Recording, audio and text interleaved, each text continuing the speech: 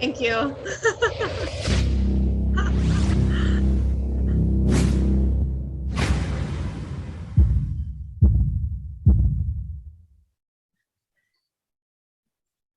Thank you. Although I hate to miss that song, that sounded like an exciting song coming up. So I hate to miss it, but we've got a lot of people on tonight and they're ready to go. We've got a lot of new faces as well, which I just want to welcome all of you. We look forward to meeting you a little bit later, but welcome, welcome, welcome. Happy Tuesday and Happy New Year. This is our first solution group of the year, and we're just so excited to be coming at you from our new space. So as you can see, oh, what you doing, Art? Oh, there we go. As you can see, coming at you not from the basement crew, we have the garage crew. Hey, everybody. Hi, guys. Good to see you guys. Do you notice all those? So there's a few empty seats in one of those slides.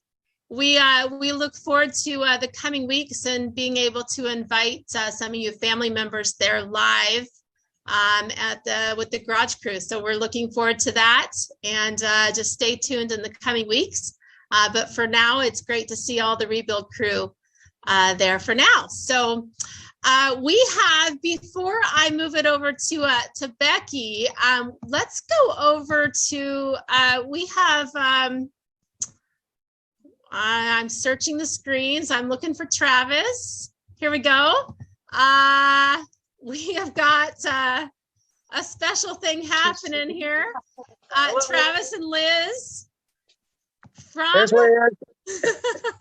we're live at the hospital. Auburn. We're at the Auburn Family Birthing Center. Shelly's here.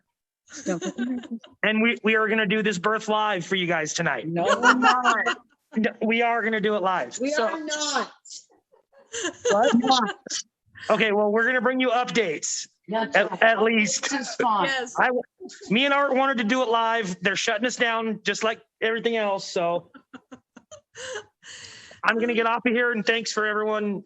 Thanks for everyone at the baby shower, and I'll be giving Angie updates on her messenger later today. Yes, please do. And gosh, thanks you guys for making this happen on a Solution Group Tuesday. Wow. That was also Art.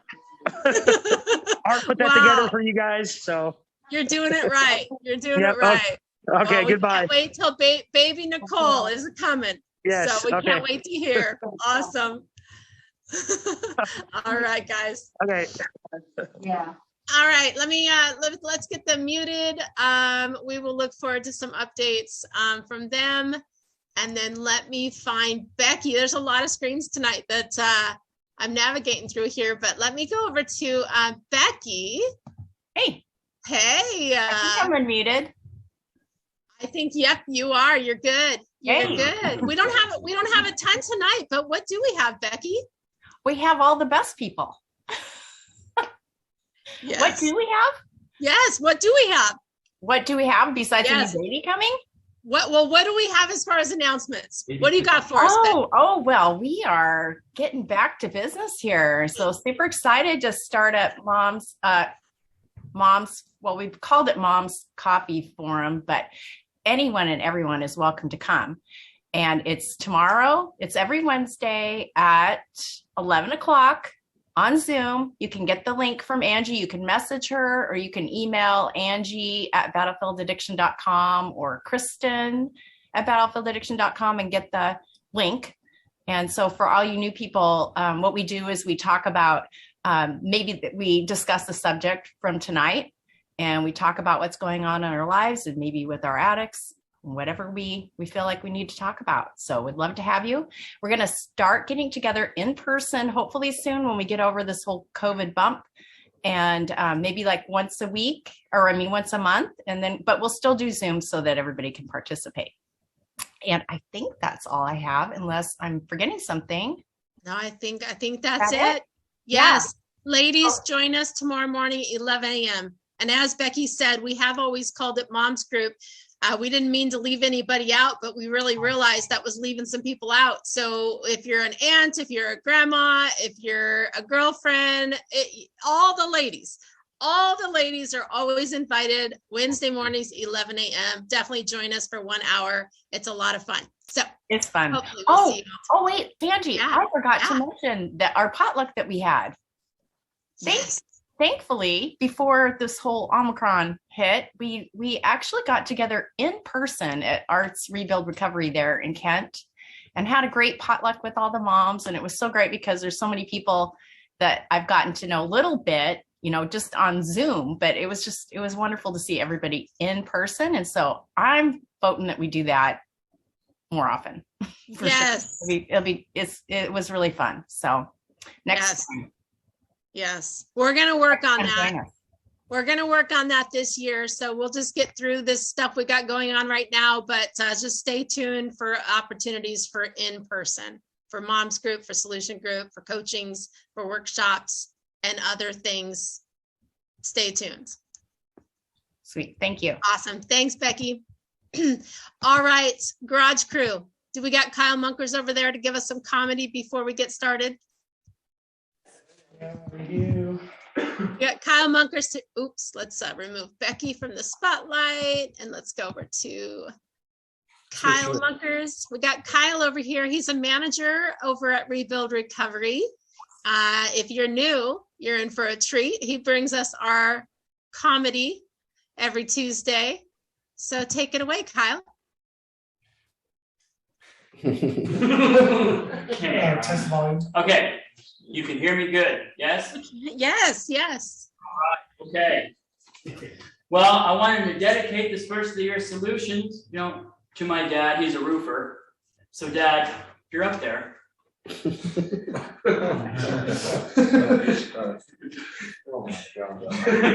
What do you get when you put ducks in a cement mixer? Quacks in the pavement. Poop jokes aren't my top favorite. They're a solid number 2. I had a cat named Mitten. It made me really upset one day. It destroyed and ate up one of my birdies. Bad Mitten. Oh You know what happens when you eat aluminum foil? You sheet metal.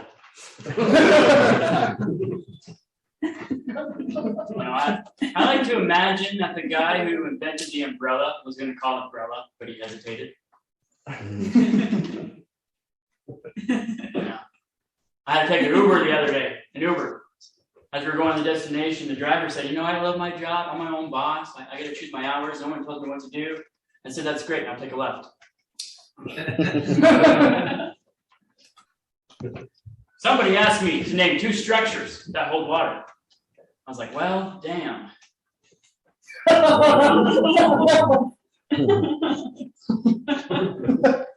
have this awesome talent in which I'm always able to tell what's wrapped inside of a present. It's a gift.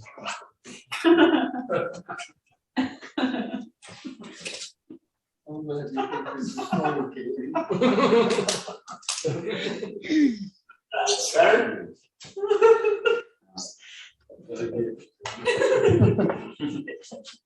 You want to know what the opposite of a croissant is?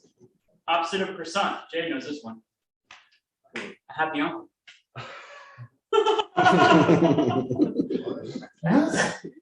Croissant. Croissant. My roommate Zach, he thinks I don't respect enough his privacy. At least that's what his diary says. I recently joined a nudist colony. First week was the hardest. First what? First week was the hardest.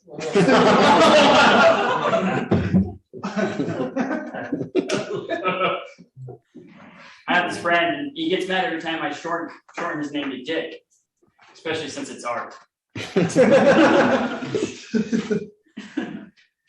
Speaking of art, I've almost been fired a few times because of my obsession of acting like a news anchor. More on that after the break.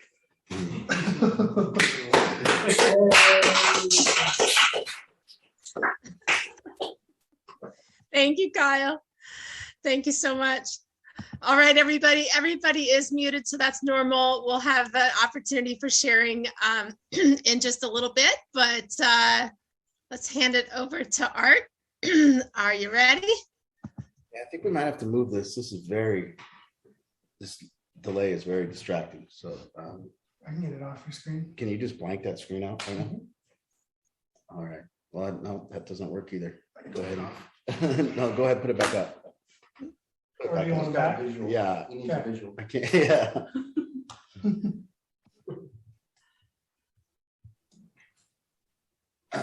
All right. Okay. Sorry, we're working out the kinks. Yeah, this is our first week in this new space. We'll work it out. Somebody just mentioned Kyle needs a microphone, so maybe next week we might be able to work that out.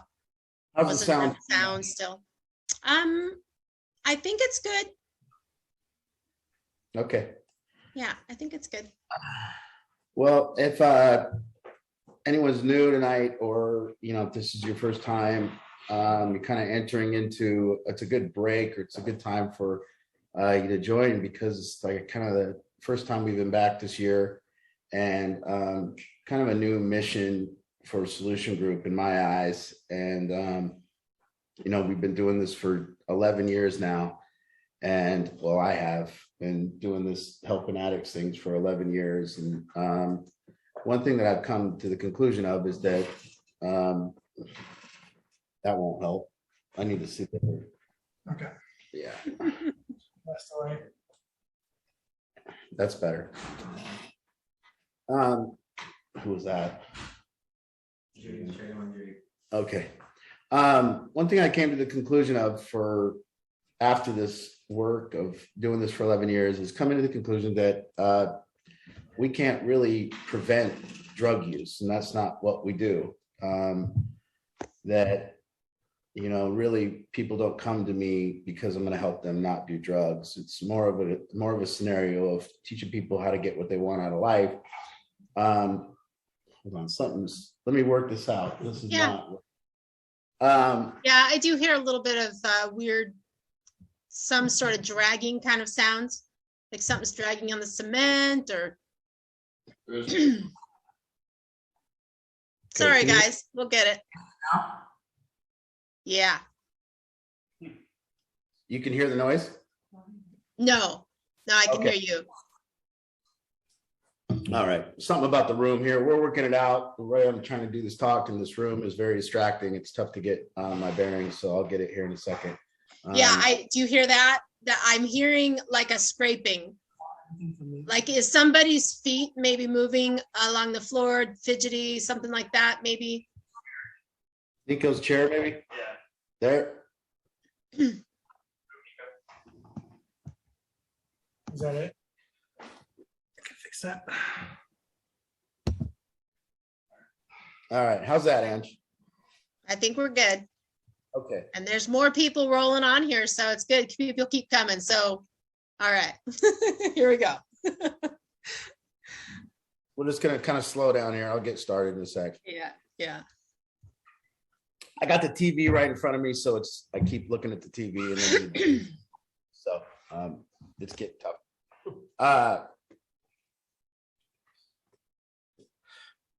So anyways, as this year started, what I've kind of come to the conclusion of, and we live here. I live in a science lab. If anybody doesn't know, it's kind of a laboratory of human behavior and addict behavior and relationship behavior. And it's an odd place for me to be in my life, but it's kind of perfect. And what this is on Solution Group and what people come and they listen to is kind of the results of the studies that are done here.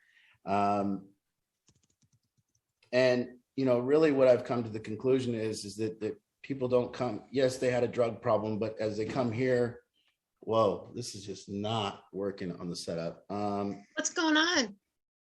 You turn these TV, like I just got to do a group here. Like everyone watching this group, that doesn't help. That Oh, hurts. gotcha. So So let's Nobody's just, watching it. yeah. Well, it's tough to talk to this or that. I don't know where I'm supposed to speak to. So I need you guys to not. We just turn those off. Yeah. Yeah, that better. Yeah. We'll work this out. Sorry, guys. Yeah, it's all good.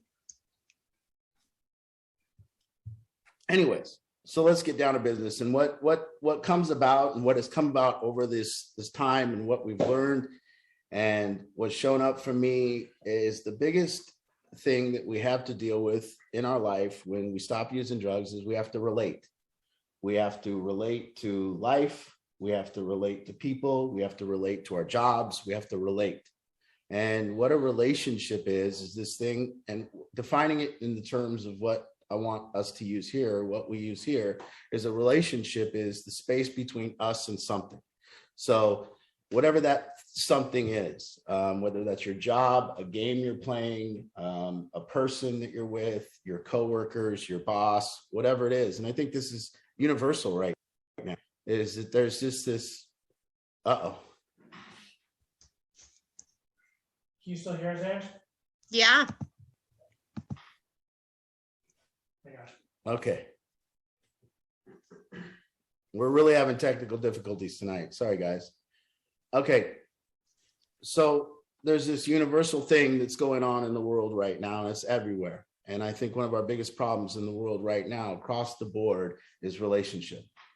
And I don't think that people have studied or looked into or really even made a model that we can work from when it pertains to how to get better at relationships. And it looks to me like everyone in the world is hitting their head against the wall. And hear people hitting their head against the wall and families hitting their head against the wall. And it came to my attention that what we are doing here at Battlefield Addiction, really, yeah, it's connection, but really it's relation. It's learning to relate. Parents learning to relate to kids, parents learning to relate to teachers, kids learning to relate to teachers, communities learning to relate together, us learning to relate together. And so for me, it's been this idea of how can I do better at teaching people relationship? What can I produce that would be a working model that people could work from? And the first thing that I had to do is I had to see kind of what people were in a relationship, how they showed up in a relationship.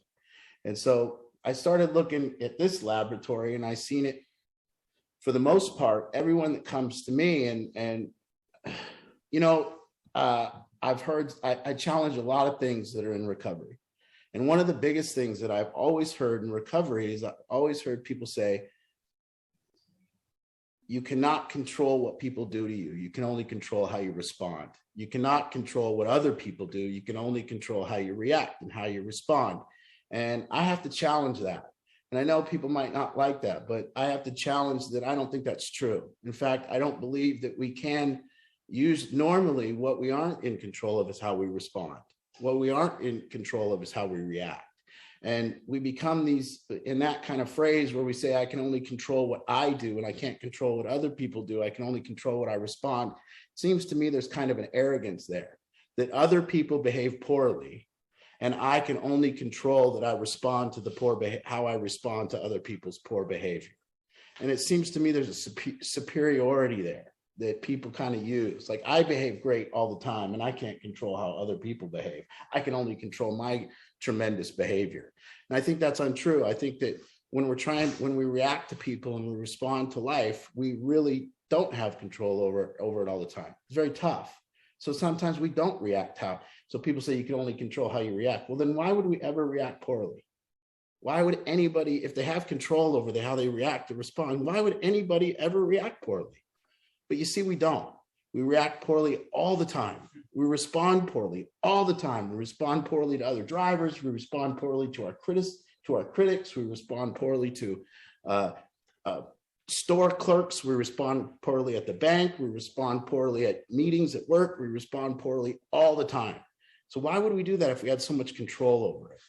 So that was the first thing that kind of came about, was that I don't believe in that. So what I saw was a bunch of people come to me that are living life. And now what I'm going to give you is the kind of what we've been doing here in this lab. And it's really taken a hold. And it's kind of the discussions that we've had for a week now. And everybody's kind of on the same page here in this place. And it's kind of been a thing that we can communicate with. So I want to give it to you. And I want to say that as we go forward this year, it's kind of a language that everyone can use, and it improves relationships. And I believe that if everyone could pick this up in their family, it would improve. So the first thing I see is that there's 4 gears. I'll call them gears or positions that people relate to things in. And the first way that people relate is they relate in a reactionary way. And we call that here like the 3rd gear. So to be in that 3rd gear, we call it the position 3 just because we've been doing it that way. So I'm going to explain it, and I hope that we can send out an email and we can put this in the notes so everybody can see. It's pretty simple, but you're going to see that there's everything here in the teaching. Everything that we've been teaching for 10 years kind of gets wrapped up in what this is about to be tonight. So in every spot of relationship, we can apply what we've taught over 10 years to people in our curriculum. So the first thing is that people relate, and we call it, there's 4 positions, and this 3rd one is kind of a way that a lot of people live, and that's just a reactionary position. So in their relationships, they're reacting to their boss, they're reacting to their coworkers, they're reacting to society, they're reacting to the news, they are reacting to their family members, they're just reactionary. And so a person is just a reactionary person, and they live in that kind of zone, just trying to keep up with life, reacting to their bills, reacting to a flat tire, just reacting to the repairs that you need to make on your house. And in everything, every day, we're in relation to hundreds of things throughout our day. We're in relation to our coffee maker. We're in our relation to our cars. We're in relation to the shower. We're in relation to each other. We're always in relation. And this can be applied in any of those relationships. So as it pertains to my job, am I reactionary to my job? Am I in this 3rd position? Am I in the 3rd gear? And then I said, and that's not good. To live in that reactionary position is not a good state or a good place to be. And if you look at our politics in the country, it's reactionary politics. And the worst, and even worse than that, and then we go down to the 4th level of what I'm talking about. And the 4th gear is a person that is no longer reactionary. They're actually waiting to react. They're actually a person living, waiting for negativity, waiting for failure, waiting for people to let them down, waiting for events to happen so they can react. So it's worse than being reactionary. It's waiting to be reactionary. And what we call that is kind of an already always listening, or an already always looking for a way to react. And so it's an example of that is somebody said, who my sister never shows up for me. And then gets in that 4th position in the relationship with their sister, where they're waiting for failure in the relationship so they can point out that my sister never shows up for me.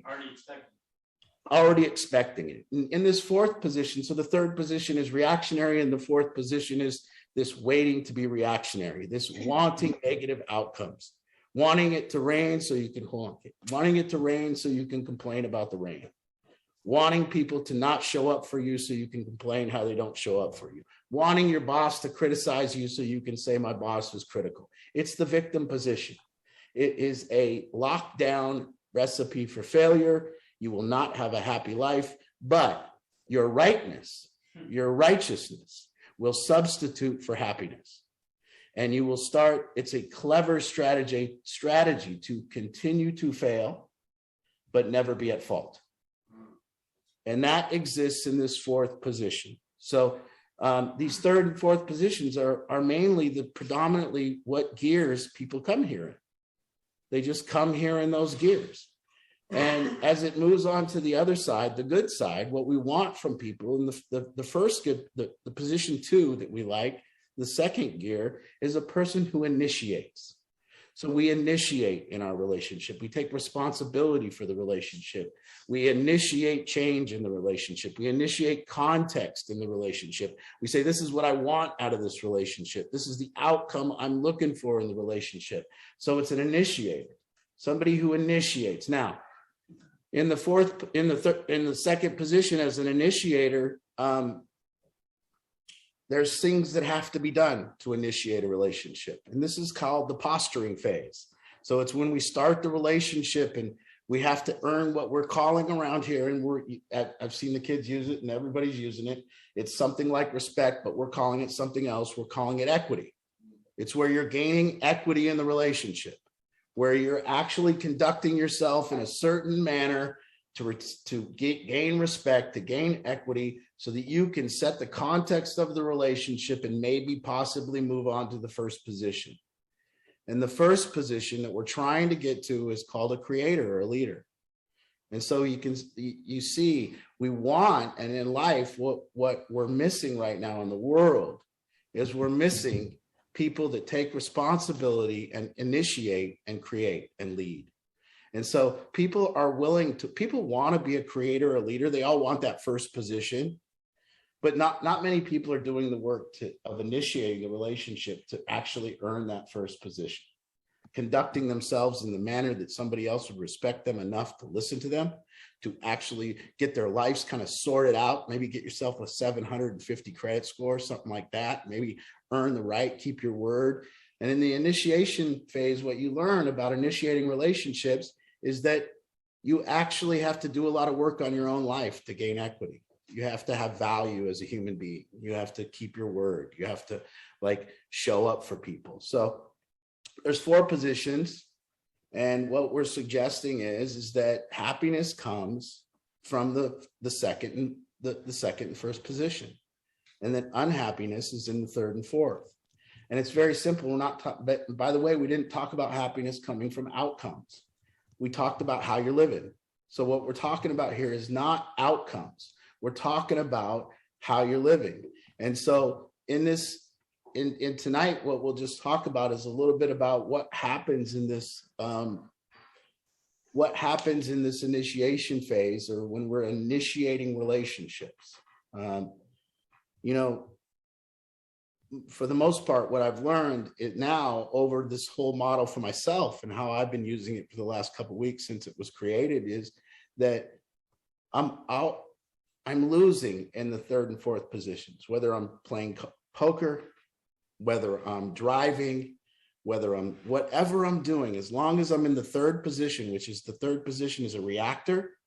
You could be in a boxing match. If you're in position 3rd, 3, and 4, you're definitely getting beat up. If you're in initiating and creating and leading, you're ahead of the other boxer. And this works in life too. In life, in our relationships, we're always posturing with something. We're always up against something.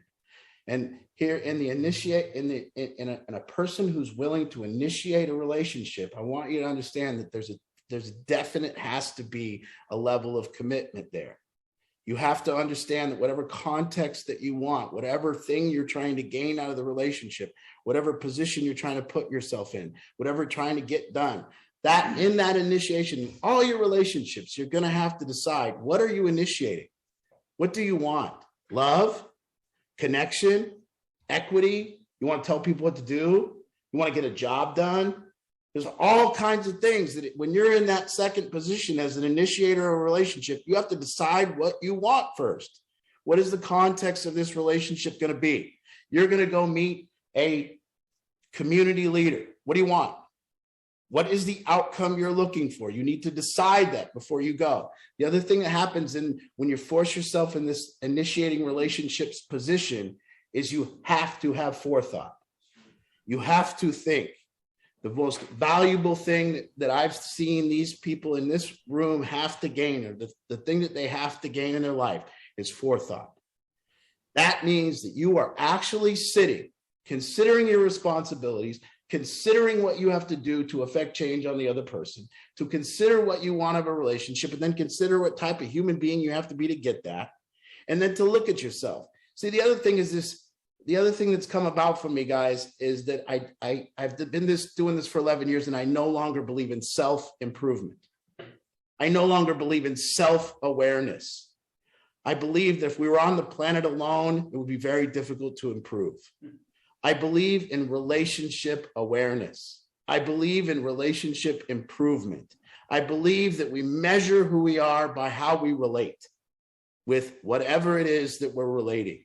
That we can see who we are, that you can go live in a monastery for 15 years and meditate all you want. but you will not test the results of that work until you relate to something, until it pisses you off, until you get a flat tire and you kick it, until you get punched in the face. Then we see who you are. And the thing about it is so I believe that my self-awareness, me understanding myself, can only come when other people give me feedback.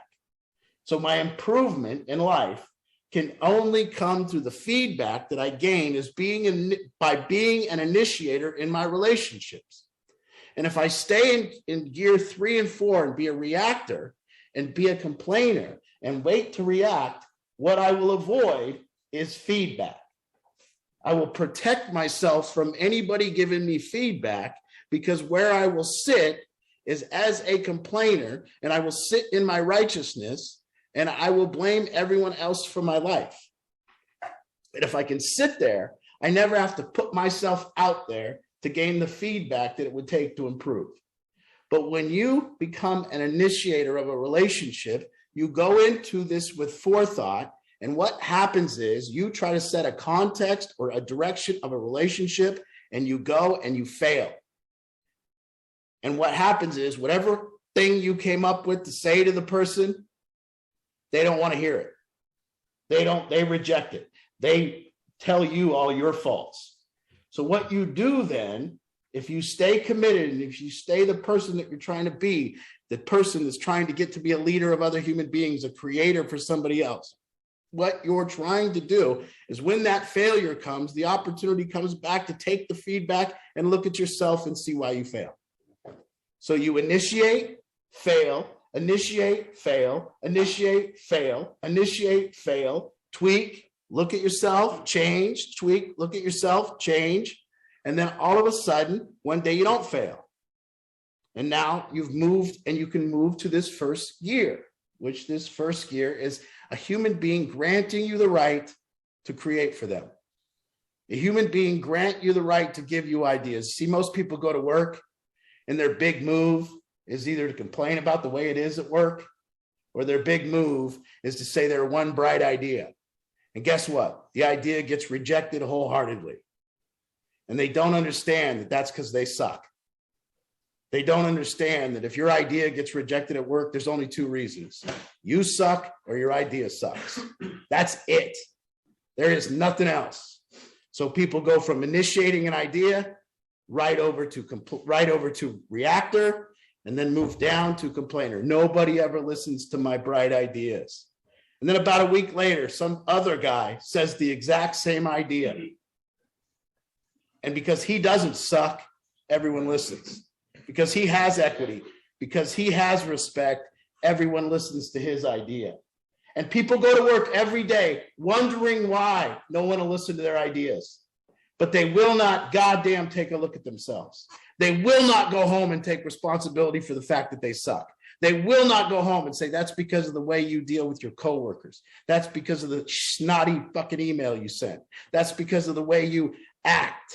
That's because of your behavior, your conduct. Complaints, your own complaints, your two-sidedness, your backstabbingness, whatever it is.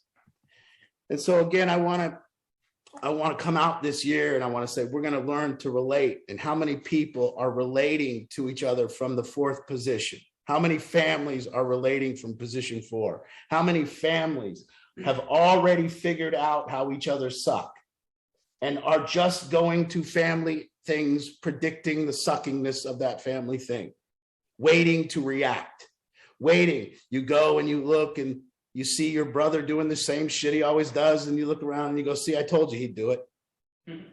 Waiting to be a victim.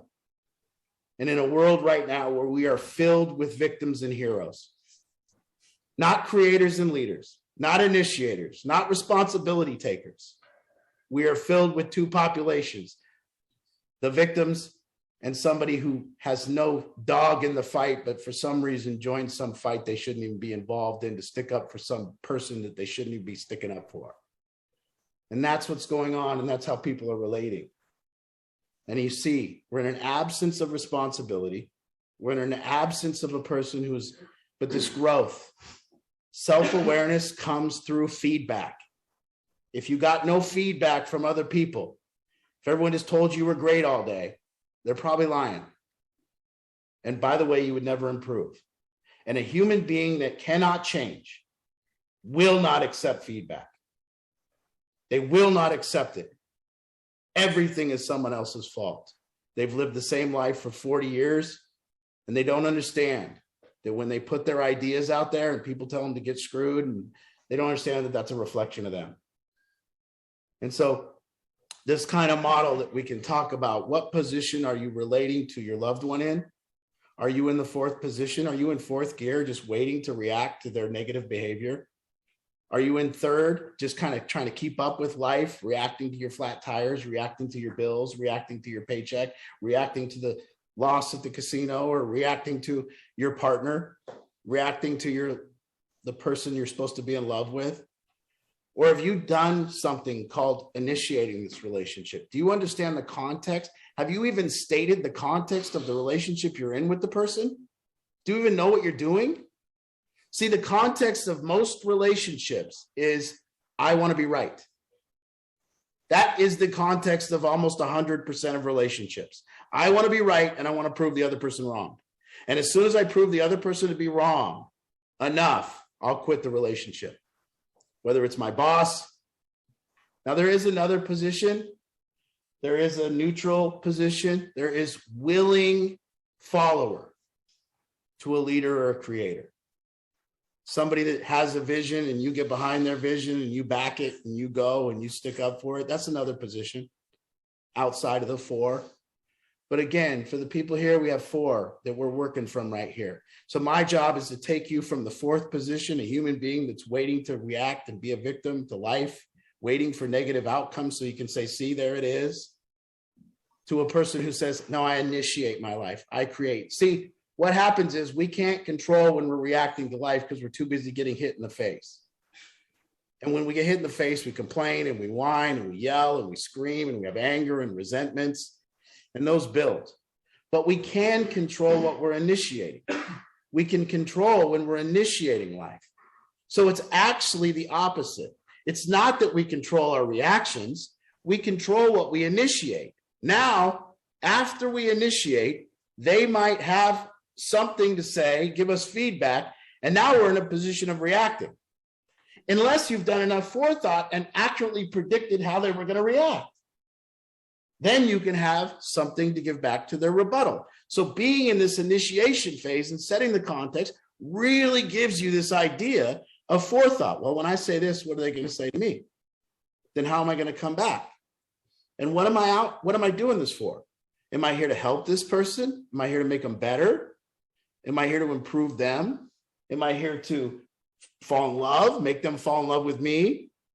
Am I here to gain there's rapport building and trust building and everything that happens that people skip, and people go right on to wanting to be the leader. I just want to tell everyone what to do, and I want them to listen. I know, but you suck. So they don't. So when you were in the lunchroom with all your coworkers and you told that person to wash their cup real snotty like, everybody hates you. They don't like you. And you're not self-aware to know it. You know, like you see people so not self-aware that they go sing karaoke when they suck. It's exactly like that in life. To be self-aware, you have to encourage feedback. You have to fail in the relationship and then take responsibility for it. You have to have fights and debates. You have to stay committed and fight and debate. You're not fighting debate so you can prove the other person wrong. That's what everyone didn't understand about what I was saying. I fight and debate so I get feedback to prove myself wrong. To grow. I don't fight and debate and go there so I can tell them they're wrong. So I wasn't fighting with you and telling you that I wanted to debate. I don't do that because I'm not. See, I might react very poorly when somebody debates with me. But see, there's something that I do differently. There's just something that I've learned in my life. I learned to be alone with myself and take responsibility for what happened. Listen to the feedback. Listen to the feedback. You might tell me I'm an asshole. I might tell you to fuck off. But I'm going to go up in my room, or I'm going to go in my car and I'm going to sit alone and I'm going to figure out why you think I'm an asshole, and I'm going to change it. And then I'm going to come back to you and say, listen, I reacted very poorly. That's because I don't just control how I respond. A lot of times in my life, I respond terribly, and I have very little control over my responses because it's like hitting me in the face and I didn't know it was coming. But when I put myself under control and I'm initiating something, I have a lot more forethought and a lot more ability. You know, it's a lot better to like, it's just, you know, go and get your tires checked at the Les Schwab. And then they tell you, your tires are good. That's a lot better than like reacting to a flat tire. And don't tell me you're going to be able to control how you respond to a flat tire. You're not. But you can control how you initiate not getting a flat tire. You can do something about that. So this arrogant idea, my side of the street. Whenever I hear somebody say, I can only keep my side of the street clean, I just think, what an asshole. Because in that sentence, they're suggesting they already do. They're suggesting my side of the street's so clean. And that's all I can do is keep my beautiful side of the street clean. You unplug that? So you really, I have to challenge these things. And that's, not willing to not get feedback. I'm not. And by the way, again, I want to let you know that when I get feedback in the immediate, I am terrible at handling it. And that's the work, right? That's we can go from that third position of the reaction position because it's hard for us to accept feedback. That's right. So we're in that reaction position, but it's how fast do we move from that reaction position to that second position Of initiating. Forethought to then become a creator. That's right. So let's say you're in this reaction position, and that's how people are posturing instead of entering a new relationship, instead of meeting somebody and going, okay, what is the context of this relationship? What am I looking for? They already start out reacting, let's say. So now they're already in this third position of being a reactor. And then as soon as some negative feedback comes their way, they go to 4. They go right to 4. And now they get a determination about who this other person is and how fucked up the other person is and what's wrong with the other person because they got a little negative feedback. They didn't like how it went in the first meeting. And now they went to 4 and they say, this person always, this person does, this person is, and they've already determined what the other person is. And the context of now of the relationship is you just waiting to react to the person, waiting to react to the other person, not creating it. Yeah.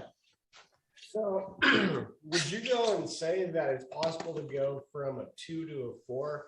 Like say like in a work environment, someone goes and will put forethought into basically making themselves look good. So they have to put thought into how they can make you look bad, and they will be watching out for that. Yes. Yeah. So you come in as a second position and you want to be an initiator. And at the first moment, it don't go your way. You move to waiting to react. It's a protectionism. You see what it is? It's a very protective way of being, because putting ourselves out there and failing and initiating and failing and initiating and failing, that sucks. In fact, it'll bring you to tears. It'll bring you, when you really look at yourself in this manner, it'll bring you to tears. And it's a pain reliever. Pain reliever, the complaining, the getting there, the protecting. I want to also say that, people skip this huge step. And a lot of families come to me with addict kids, and what they've lost is they initiate, but they've lost something. They've lost trust. They've lost rapport. They haven't cleared up past resentments. They want to move on to being a leader. They want to move on to being a lecturer. They want to tell the other person what to do, but they lack equity. And so it's frustrating because you go initiate, you're having maybe a logical conversation with somebody and you think that they should just listen to you, but they don't. And that's tough. And it's tough when they don't, because you might be saying something perfectly logical that they should listen to. And then that's tough to go back and not go to any other gear, but to go back and back up from being an initiator and say, what did I do wrong there? How do I need to enter back in and try the new strategy? What's next? And what people are missing is their own conduct. And so as an initiator, what you have to value and what you kind of have to add up is the way you've looked to that other person over the last 6 months, over the last 6 years. You can't just go in like that. So this initiation phase is so beautiful because what it does when you really look at it is it makes you kind of add up yourself and see what you equal to. And if you can always take responsibility for being told to get fucked every time, if you can go back, you might not like it. You might tell them to get effed. You might whatever. But if you can go back and be alone and spend no time thinking how the other person should change, no time thinking of what they said and why it was wrong, but a full time with forethought, working on what you did wrong in that. See, it's a beautiful thing. And what we've come up with here, what we're talking about is really not outcomes of the relationship. It's not. The outcomes aren't going to bring the happiness. What brings happiness is being an initiator. Do you know most of our time that we're happy? You know, you're happy when you're having forethought of tomorrow. Can you be sad when you're thinking about what you're going to do next week for vacation? Can you be sad when you're thinking about how you're going to buy presents for people and what you're going to do? And can you be sad when you're creating for another person? When you get people, when you really get to the point where you can lead your family or lead others, You're happy when everyone else is right. yeah, they're right, you're happy, you're wrong, you're whatever. You're a blank slate that's creating for others. You're this person who gets to like know something about life that other people don't know as a creator. Yeah. So if you're in the initiation phase and you're using forethought and you get to a point to where you're going to create in a relationship, and you figure out that you need to educate yourself about something in order to create, while you're learning, are you in the initiation phase or are you in the creation phase? You know what I mean? Yeah, you're an initiator until we get to the point of a leader, and you have to really look and see if you've got to the point with the person that you're leading. Sure. And as a leader, we're never going to get full trust of other people, but you're going to get compliance and happy compliance. And when you get to a point where you're starting to get some type of happy compliance, well, then you know that you are improving. And So that's the feedback. That could be your bench for sure. And don't go there too quick. Like I tell everyone here that's coming here in this program and that's sitting down should stay in the initiation phase for a long time. You shouldn't even be considering this yet. You should be considering your own conduct of behavior. You should be keeping your head down. You should be improving your life, and not improving your life just for the point so you can tell others what to do. Being a leader doesn't mean telling other people what to do. It means getting out of the fire and then reaching back for other people. That's what it means in this context. It means, hey, I've got my life worked to a point where I can hand out my hand and bring you along. Be okay with feedback. Yeah. I mean, has something to do with credit score. Believe it or not, a lot of people in this world trying to be leaders right now with a 500 credit score. Stop. I've been saying a lot lately that I would love to change all social media. And my one change with social media was you would not be allowed to post on social media with under a 700 credit score. If T-Mobile won't loan you a phone, stop talking about what you know about life. If you can't go to Levitt's Furniture and get fronted a couch, shut the fuck up. Dead serious. You have no fucking ground to talk. Put your head down and pay the people back you owe the money first. You don't get to owe people money and tell everyone about life. It don't work that way. Or how to manage. Yeah, or how to manage shit. Stop. Yeah, Katie. So, during the day, we just talked a little bit about what each of the positions means and the definitions. Be sure and repeat her question. Okay. Have you ever seen creative initiator where they'll initiating like an aid to like initiate a fight or something. Well, it's not really an initiator. They're more of a, what that is a. Tell us what she asked. We couldn't hear her. Her question was, have you ever seen a negative initiator? Somebody who just, an instigator, more for instance. And I want to be clear that that's a big problem, because you're not really an initiator. What you are in that is a complainer or a person in the fourth position trying to get a reaction so you can react. And I want you to remember that I didn't say this initiation phase is easy. When you come together with a buddy or a coworker, when you come together with a coworker and you say you want to initiate, what you're really saying is, I want to build my life to a point like up here, so that maybe I can help this person, or maybe this person would, in a work context, it might be, I want to tell this guy what to do one day. I want to be his boss. But guess what? He's going to have to respect me. And remember, we talked about it today. There is two types of leadership. There is appointed and there's earned. There is just somebody that appoints you the manager of Safeway, and you suck, and everyone knows you suck, and no one cares that you're the manager. And then there's leaders that are elevated by others, that people allow them. I want to apologize for everyone on here. I haven't read my Christmas cards yet. So I want to say thank you to everyone that gave me the Christmas cards, and I haven't read them yet because I opened the first one, start crying, opened the second one, started crying. And I swear to God, I haven't opened them because I don't want to fucking cry. So I haven't opened them because I can't get myself to do it. But that's part of what I've always feared in my life. I've never feared in my life that I would lose appointed leadership.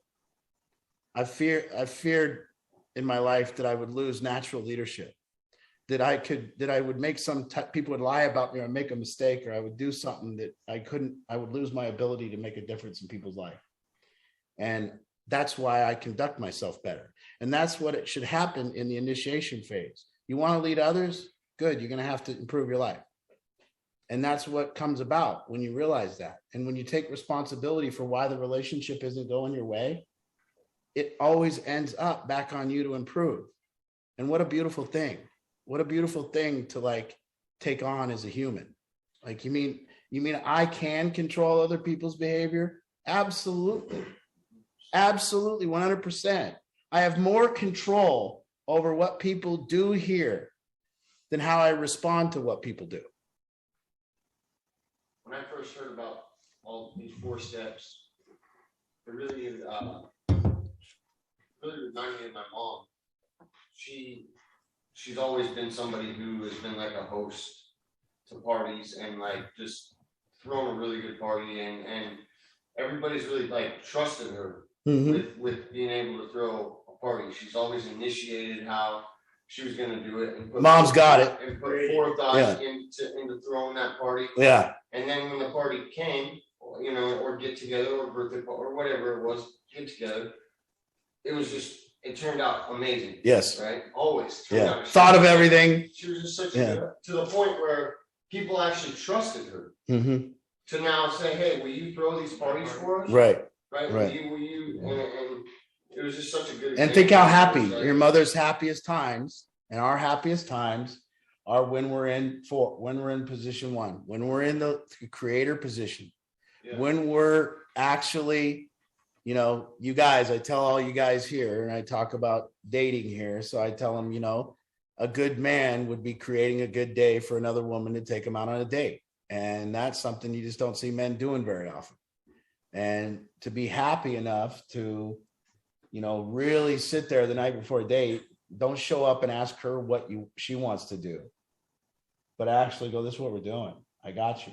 I always talk about that comical movie Hitch, where he takes her out on the jet ski, and the jet ski ruins and she falls off, or he falls off. And remember, he says, my jet ski sucked up a diaper.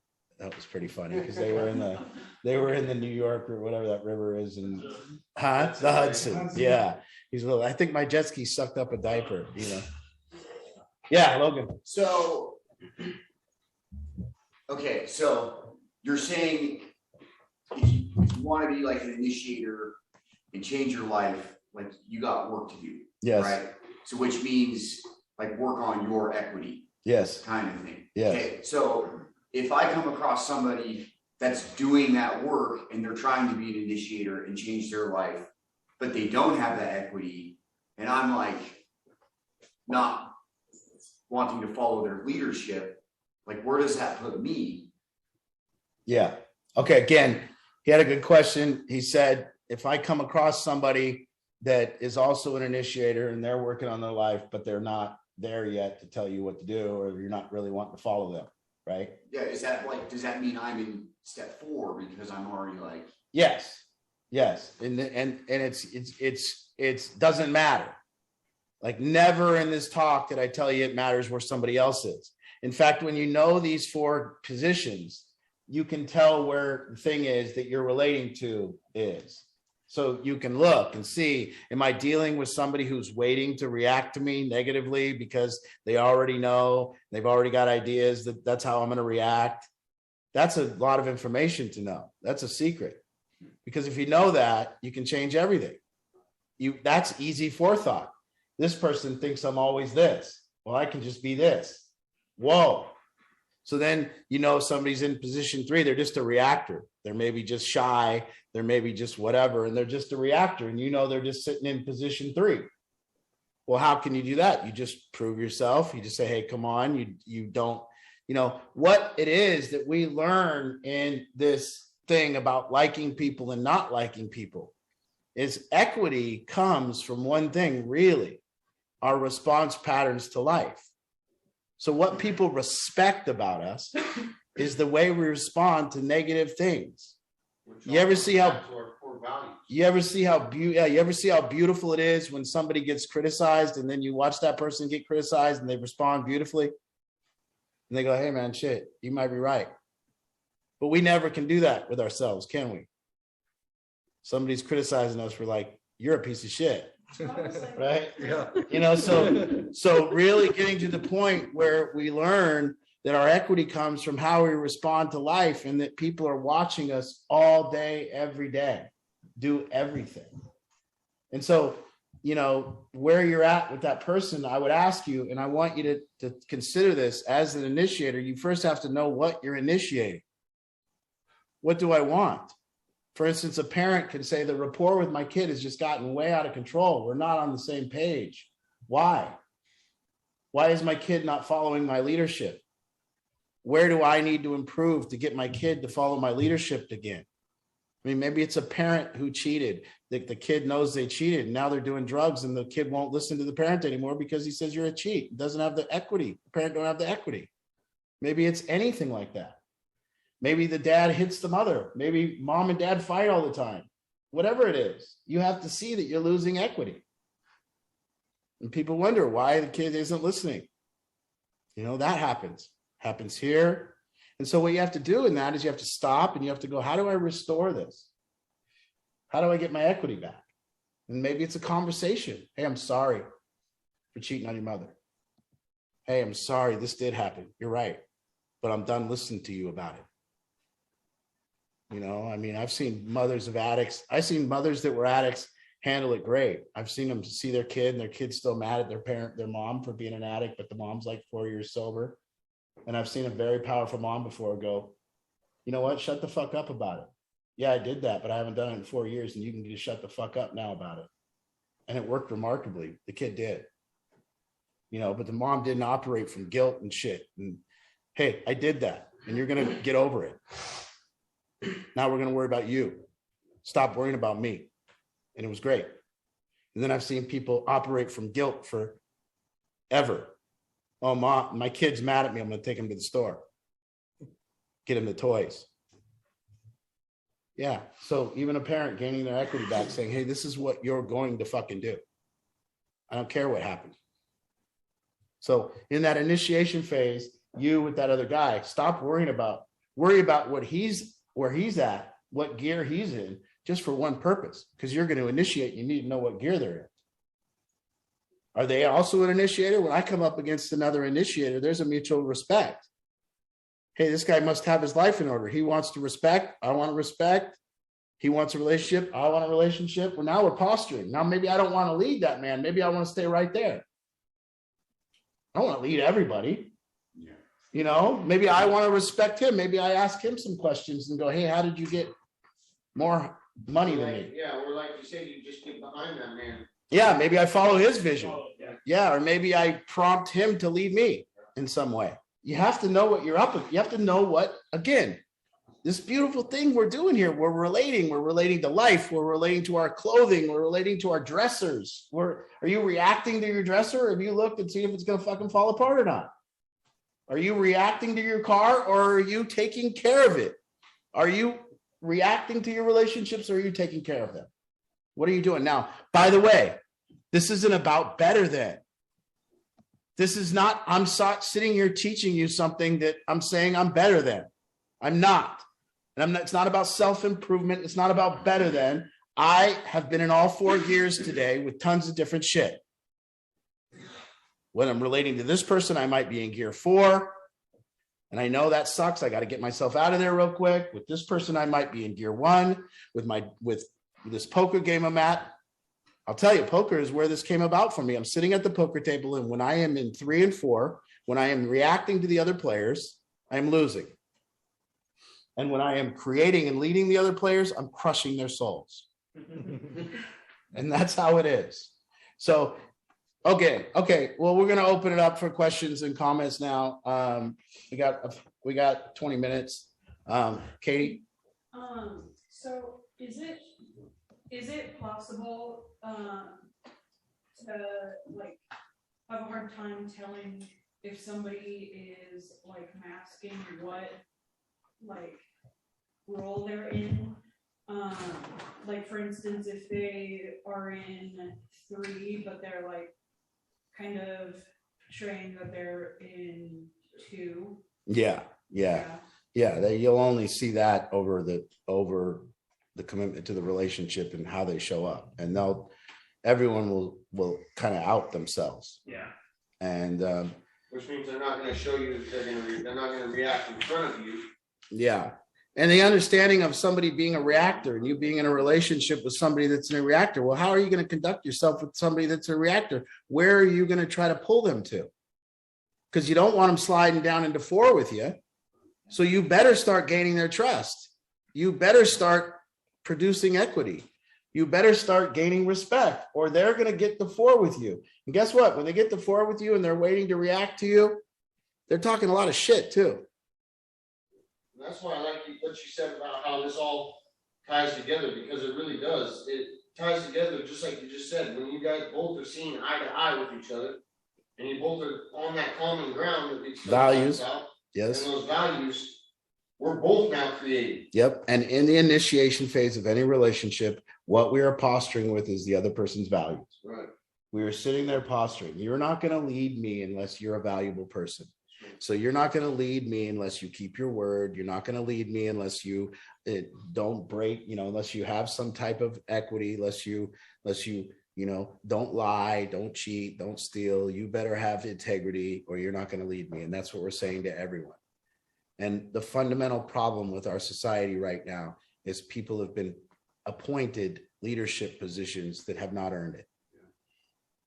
Not elevated by the people, but appointed leadership positions that have not earned it, and they just want to tell everyone what to do, and they haven't earned our respect. And they're just in the reactor role. And they're actually just reacting and waiting to react to the other politicians. But then, if they're in that role, wouldn't you say that everybody else who's around them is also like waiting to react? That's right. Yeah. That's right. And we're just lost. Yeah. Do we have hands up, Ange? Not yet, but hey, everybody. So now's the time you can, there's a raise your hand feature on your device to get in line. And I'm going to do mine here real quick so you can kind of see. And then if you cannot figure out that feature on your device, you can unmute yourself. You can wave your hand to get my attention, however you need to.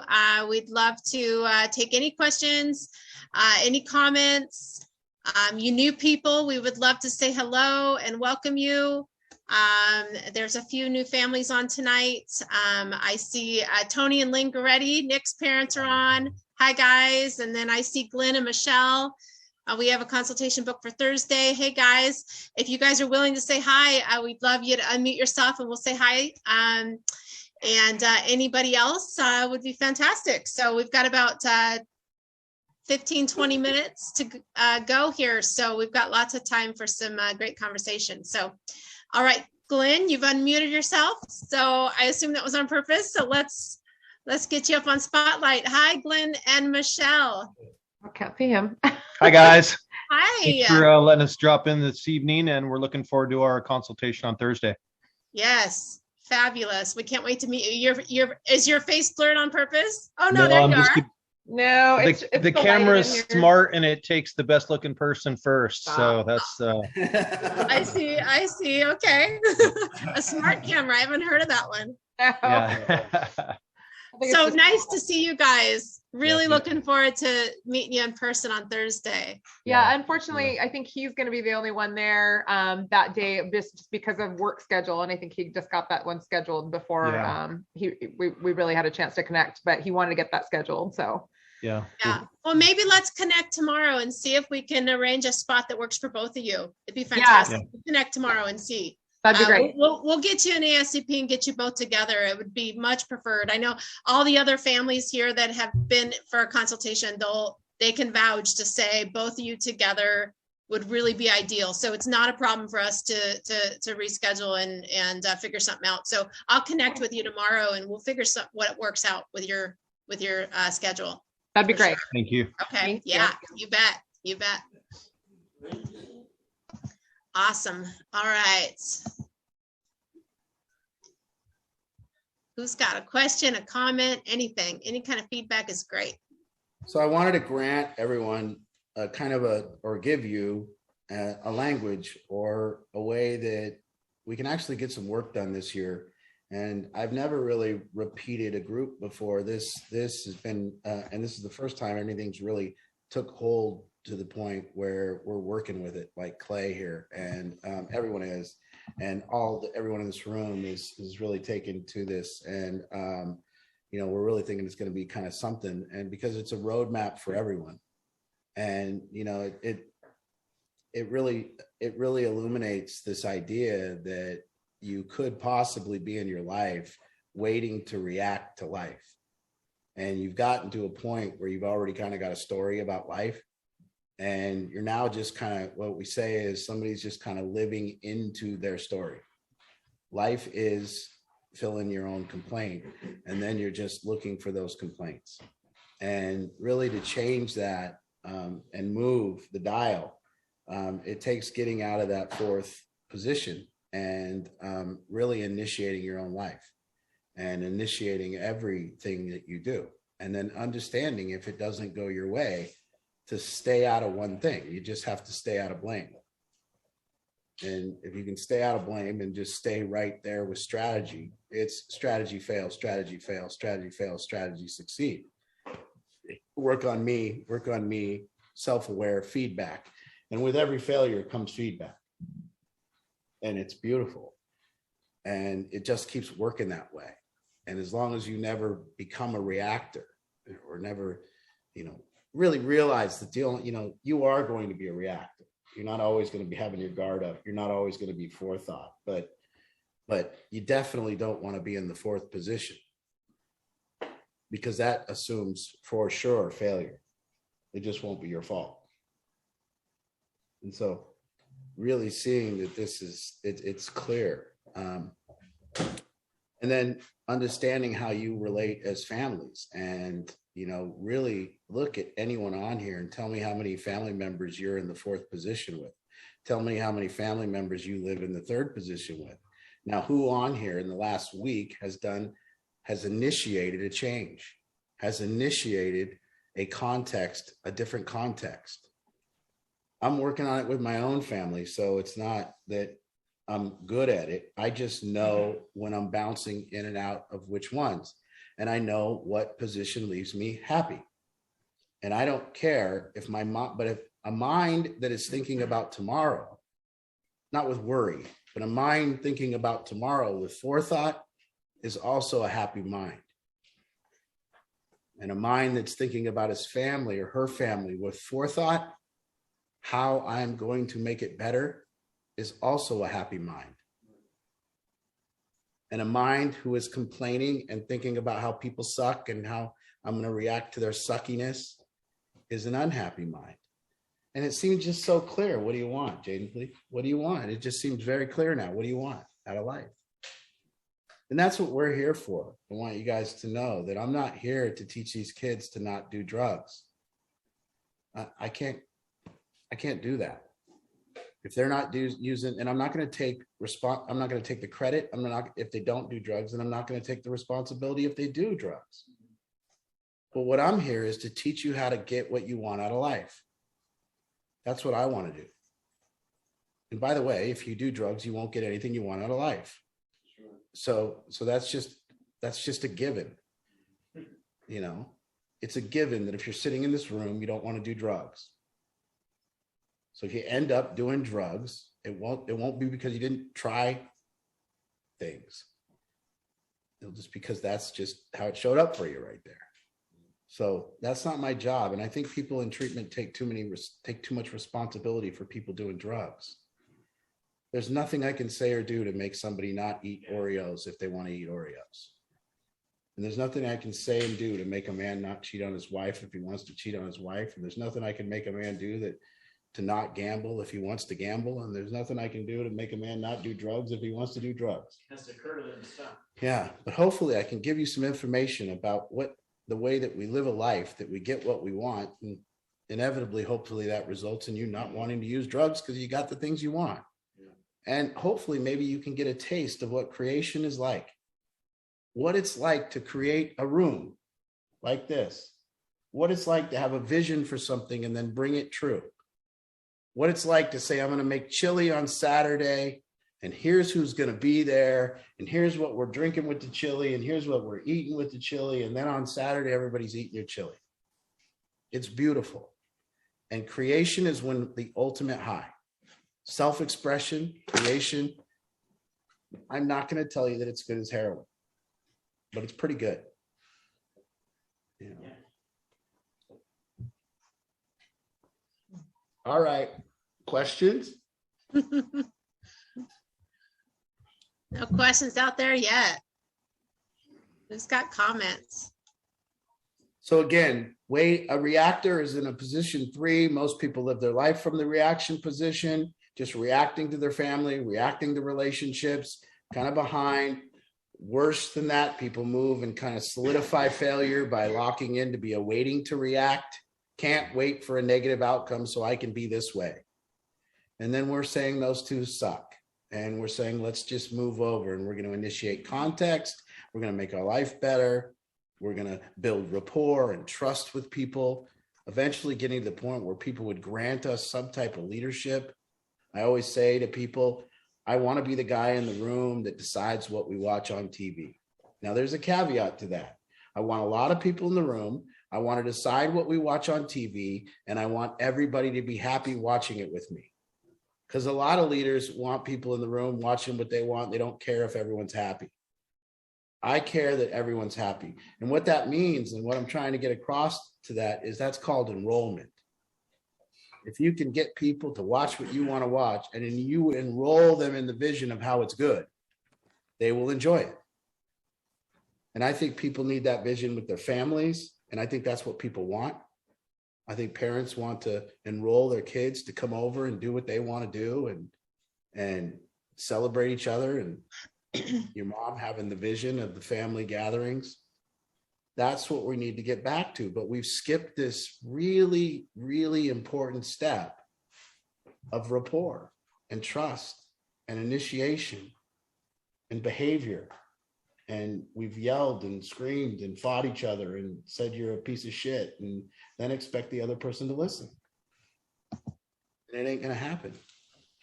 So, you know, really, really getting to the point where we take that responsibility on and say, hey, listen, if it's not going my way, if I can't enroll people, I must improve. I really like what you said about how you're it's okay to be in that reactive position. And I don't know if these families remember that group that we had about when your shit gets hit. Mm-hmm.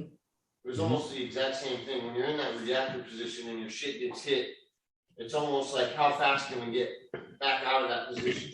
How fast can we start with that forethought? How fast can we start thinking about what we did in that position?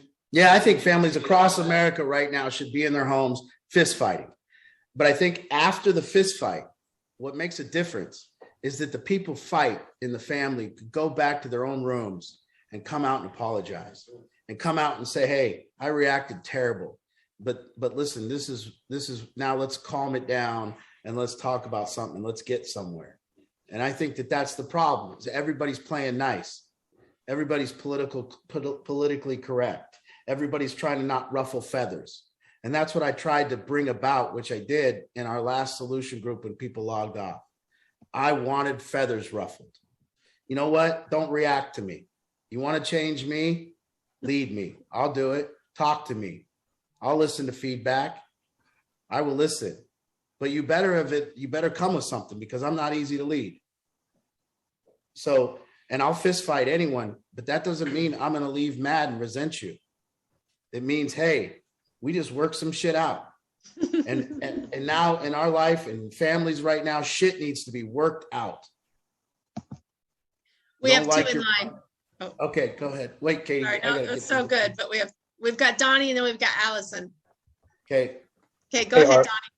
I just want to say I'm definitely here hitting my head against the wall, and what you said tonight has made more sense to me than a lot of other meetings that I've listened to, because like you said, it's a culmination of 10 years of stuff. And I find myself in position 4 more often than not, and I really don't feel good unless I'm in position 2. And so I'm trying to find a way to initiate things. Well, the sad thing, Donnie, is people have got comfortable with position 4. And the truth is, people might only feel good in position 4. People have substituted being right about negative outcomes for happiness. People are just as happy if somebody doesn't show up for them. In fact, you know, they'll say like, this piece of shit in my life never shows up for me. And they're looking at the clock because this person's supposed to be there at 3. And the reality is, if they really were honest with themselves, they want the person to not show up for them. And that it would actually be a letdown if at 3 o'clock that person showed up. Actual letdown. And, you know, parents driving home from work, really waiting to react to the kid not doing their chores. Like really let down, really surprised and let down if the kid had done his chores. Their own kid. Driving home saying, I bet this kid didn't do his chores. And really, if they were honest with themselves, hope. I told my kid to clean his room, and I'm hoping he didn't, so I can yell at him. And if you're honest with yourself, you'll know you're doing that. And it's simple. It's not a bad thing. We learn to do that because we get real comfortable with negative outcomes, as long as they're not our fault. And we're right. So this is a change. This is a real hard thing to say, well, what do I want? Well, I want my kid to clean his room, but he didn't. So I'm going to have to change. See, that's tough. That's tough. So keep focusing on tomorrow. Keep focusing on tomorrow, right? And basically keep focusing on myself no matter how many times I lose. Keep focusing on your strategy and keep focusing on why the person didn't do what you asked or why you're not getting the result you want. That's it. And if you can keep your mind there, it's so much more effective. Thank you, brother. Yeah, you're welcome, Donnie. All right. Thanks, Donnie. Okay, Allison, let's get you unmuted. I just wanted to compliment and say, you know, spot on. I don't attend every meeting, but when I do, it always hits home with me. For any new people out there, just know that the conversations that Art has is usually hits home to a lot of us families. And yeah, just wanted to compliment that. Just, you know, I get a lot out of these, and tonight you were spot on. So makes me think, and there's work that needs to be done in our family for sure. So that's all, just a comment. See, she just gained a lot of equity with me. Now she can call me and ask me to do whatever I want. Whatever she wants, I'll do. Yeah. Thanks, Allison. Good work. Smart forethought. One way you get far with me is tell me I'm wonderful. That's great feedback. Yeah. Oh, great.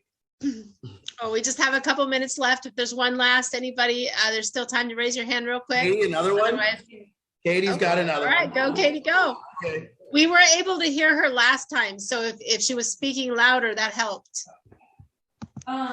So I think, like you said about like how families in America, you think they should be like fighting and stuff. I think when we had a fight, I gained more respect afterwards because I was able to sit back with myself and like reflect on it and be like, well, shit, like, well, what am I doing wrong? And then, like, you know, think about it. And then, like, we did come back together and, like, you know, apologize and, like, talk through it. And, you know, I think it is really respectable after people have fights and are able to really, settle the differences. Yeah, she's not being metaphorical. We literally had a fist fight, me and Katie. So it's a literal fist fight. And you know, I lost. You know, but I don't fight nice. But again, yeah, it turns out she bites and pulls and rips, and I didn't punch her back. So yeah. So, but it was a lot of ground gained, and that's what happens. And I can't just sit. I'm not going to be hard on myself for my reaction. I'm not. If I react poorly, I'm never going to be hard on myself. I've learned that I have very little control over my reactions sometimes. In fact, I react poorly all the time. And what I do have a lot of something with is after I react poorly, a lot of the time, I will go and take responsibility for that. And there's a lot of equity gained in an apology, and a lot of equity gained in saying, hey, I reacted terrible, and letting your guard down and coming back. I've done this process and reacted terrible with my family recently, and I'm in the midst of repairing that now. And I'm in the midst of repairing that all the time with people. So no, I don't see this arrogance in me where I'm going to say all I can control is my own behavior. In fact, a lot of times I can't control my own behavior. If I could, I would never make a mistake. That would be the stupidest thing if I had control over my own behavior all the time and I made mistakes still. You know, I eat shit I shouldn't eat. I say things I shouldn't say. I roll my eyes at people when I shouldn't. I lose my shit at the bank and tell the clerks they're stupid. I fight with waitresses. I belittle anyone that tells me to pull my mask up. I'm a terrible person. But you know, there it is. See, I don't mind being told to put my mask on. It's the way you say it to me. I'd rather somebody go, hey, dipshit, pull your mask up. I'd take that one. But when they go, hey, sir, can you just, please? And they like try to be nice with me. No. Just up over, come on. Over your nose. Shut up. Just tell me to pull my fucking mask up. Be an asshole. I like it, but you're already an asshole. So just be that. That's fine. You know, when a cop pulls me over, I want to tell him I like a cop that pulls me over and says, slow down, dumb shit. I don't want a cop to go, sir, I didn't mean to have to pull you over. Yeah. Yeah. Do you know why I pulled you over? Yeah, you're an asshole. That's why you pulled me over. Every cop that ever pulled me over is an asshole, so you must be one of them. There you are. That's the fourth position right there. Mm-hmm. Yeah, I'm on the fourth position with cops. Yeah, there you go. Yes. We gotta have one more. What time is it? Oh, we can close it up. I was trying to see if Travis is on for a quick update, but does not look like it. We will keep you all posted on the baby. Yeah, you ate the baby. So this year, I would like to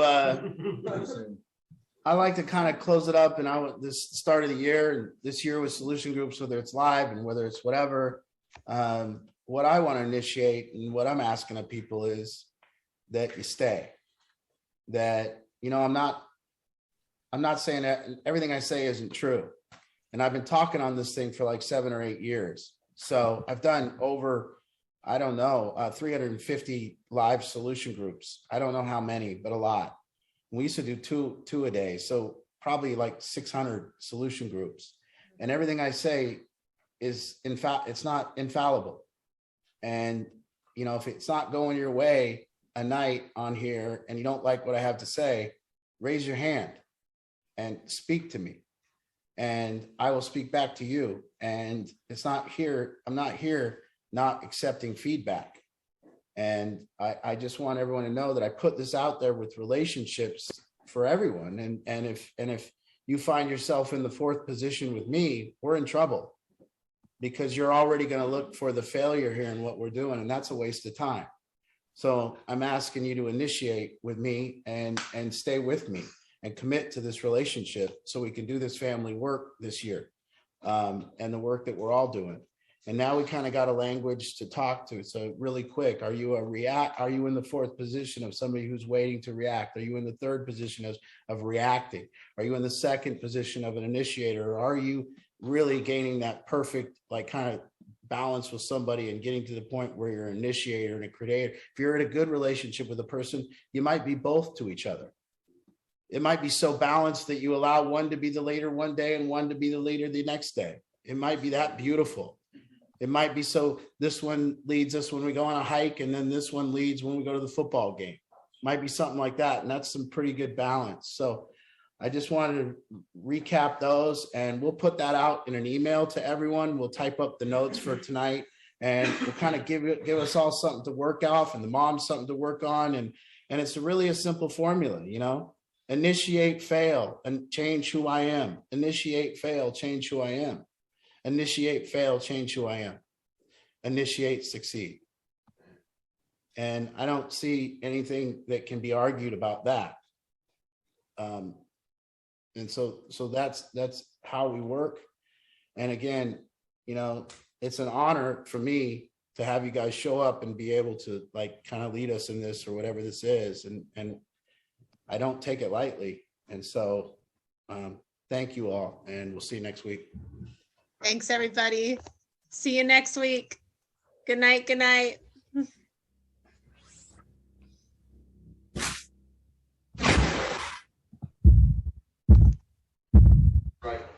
Yeah.